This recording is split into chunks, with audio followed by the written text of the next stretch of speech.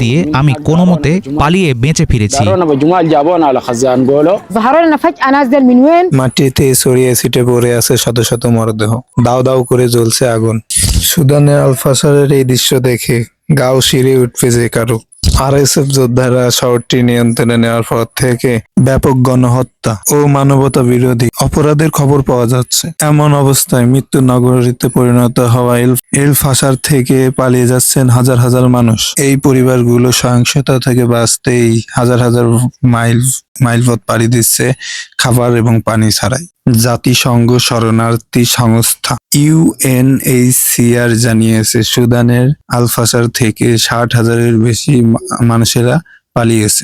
আল ফাশার এবং টাইওয়ালা শহরের মাঝখানে দীর্ঘ রাস্তার কারণে হাজার হাজার পরিবার অনেক খারাপ অবস্থায় রয়েছে। পায়ে হেঁটে তাদের পাড়ি দিতে হয়েছে 60 কিলোমিটারেরও বেশি পথ। পশ্চিম সুদানের উত্তর দারফুর রাজ্যের রাজধানী আল ফাশারের সহিংসতা থেকে বাঁচতে হাজার হাজার পরিবার খাবার এবং পানি ছাড়াই দীর্ঘ দূরত্ব হেঁটে যাচ্ছে। পালিয়ে আসা ক্লান্ত ক্ষুধার্ত মানুষগুলো ভুগছেন অপুষ্টিতে। তারা আবার কবে নিজ বাড়িতে ফিরে যাবেন সেই প্রশ্নের উত্তর জানা নেই কারো।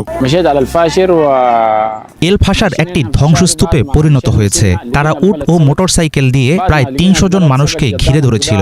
আমার সামনেই 8 জনকে গুলি করে হত্যা করা হয়েছে। এসব দেখে আমার জিনিসপত্র ফেলে দিয়ে আমি কোনোমতে পালিয়ে বেঁচে ফিরেছি।